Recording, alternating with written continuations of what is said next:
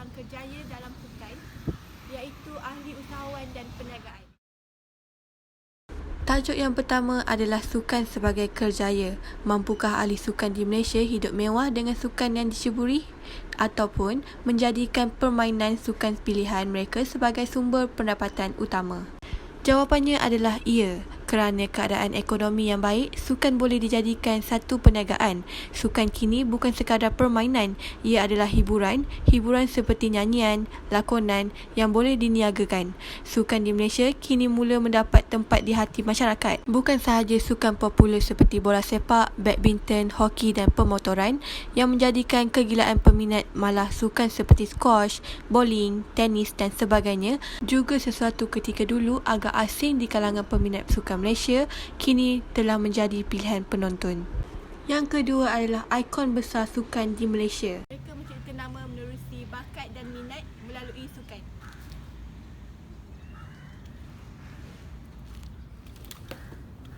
Hampir 774 atlet mewakili negara daripada 52 dan 56 acara yang dipertandingkan.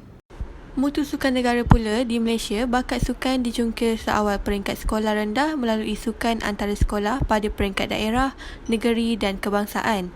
Namun, tidak ramai anak muda di Malaysia didedahkan dengan dunia sukan pada usia muda.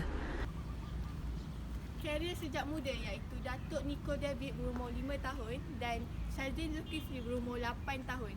Di sini pula terselitlah bintang dunia yang membuatkan kerjaya itu sebagai hasil sumber pendapatan. Atlet yang bernama Tiger Woods berpendapatan,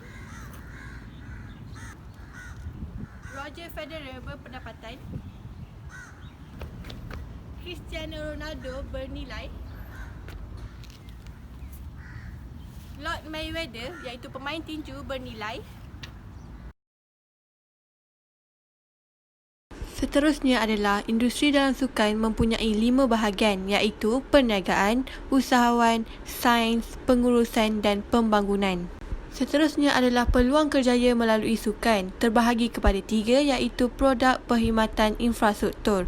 Produk terdiri daripada barangan sukan, peralatan sukan, pakaian sukan, perubatan dan pemakanan. Dalam perkhidmatan pula tergolong pendidikan, pengiklanan, rawatan sukan, kejuruteraan sukan, penganjuran sukan, perundingan sukan dan media sukan. Akhir sekali adalah kelompok infrastruktur iaitu stadium, kompleks sukan, pusat rekreasi sukan, pusat kecergasan sukan iaitu gimnasium dan akademi sukan yang membangunkan Malaysia.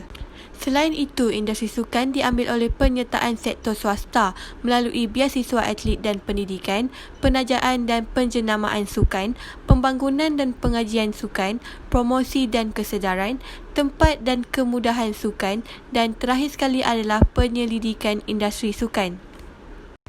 Di sini adalah gaji yang bernilai tinggi dalam kerjaya sukan iaitu ahli fizikoterapi, ahli statistik, ahli psikologi sukan, agensi sukan, pengurusan perhubungan awam, penyiaran sukan, jurulatih dan jurugambar. Ahli fizikoterapi iaitu banyak pasukan menggunakan ahli fizikoterapi sepenuh masa. Mereka juga boleh menjalani latihan peribadi. Dan seterusnya, analisis sukan adalah profesyen yang semakin meningkat. Dan yang ketiga adalah ahli psikologi sukan memberi tumpuan kepada penyediaan mental untuk prestasi terbaik. Seterusnya adalah agensi sukan di mana kerjaya mereka merunding kontrak dan perjanjian sokongan. Jadi di sini terdapat perbezaan di antara pengurus perhubungan awam iaitu melindungi dan mempromosikan imej atlet profesional dengan menetapkan syarat-syarat tertentu. Di sini terdapat beberapa huraian tentang jurulatih yang berpendapatan tinggi menghasilkan 7 angka, tetapi ada juga yang jurulatih mendapat gaji yang sangat rendah di sekolah menengah dan tinggi. Ramai yang bekerja sebagai sambilan jurulatih untuk menampung kos sara hidup. Seterusnya saya akan membuktikan bahawa kerjaya dalam sukan ini adalah satu hasil yang lumayan di mana kemewahan Datuk Lee Chong Wei bukan datang dari bermain badminton sahaja tetapi pekerjaannya yang lain. Datuk Lee Chong Wei adalah nama yang tidak asing lagi dalam arena badminton. Namanya dikenali bukan sekadar di Malaysia tetapi di pesadar dunia. Manakala di luar gelanggang, beliau diminati oleh syarikat-syarikat korporat.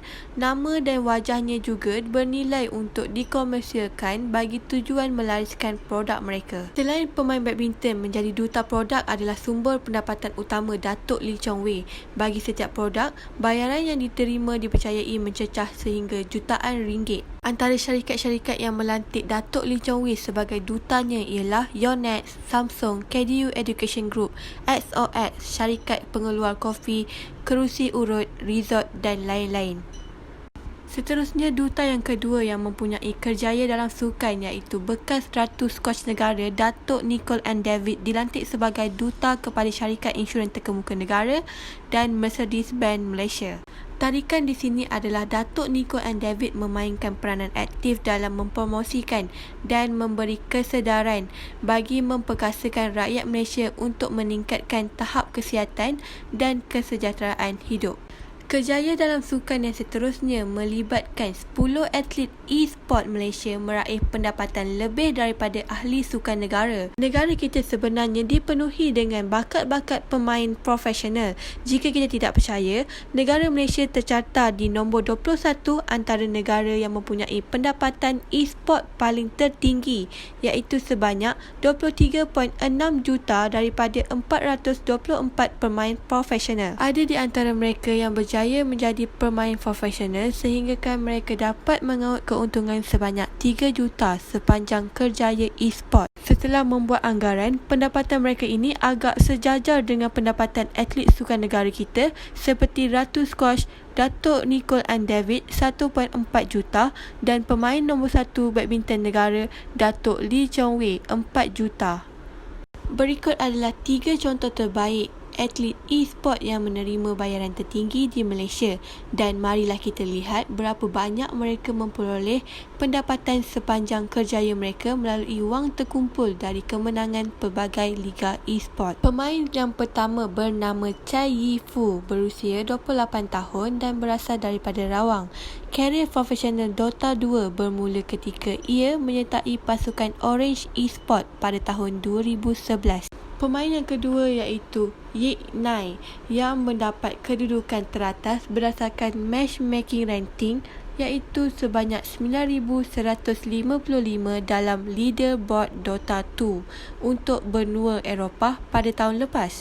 Pemain yang terakhir yang mendapat keuntungan paling tertinggi iaitu Hock Chuan merupakan satu-satunya orang Malaysia ketika ini membawa pulang trofi kemenangan pada tahun 2012 bersama Invictus Gaming. Jadi di sini kerjaya dalam sukan membuahkan hasil dan mempunyai cabaran iaitu menempatkan diri dalam bidang kerjaya menerusi sukan.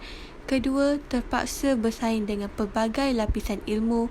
Ketiga, mempraktik ilmu sains sukan. Keempat, kebanyakan kerjaya sukan di Malaysia masih lagi mundur. Dan kelima, mengubah persepsi orang awam tentang sains sukan dan kerjaya.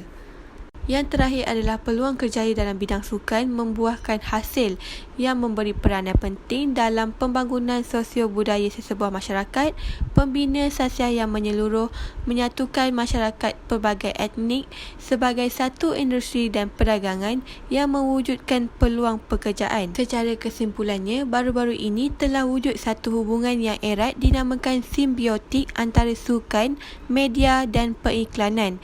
Televisyen telah mengeksploitasikan sukan sebagai nadi pengiklanan melalui sokongan kewangan.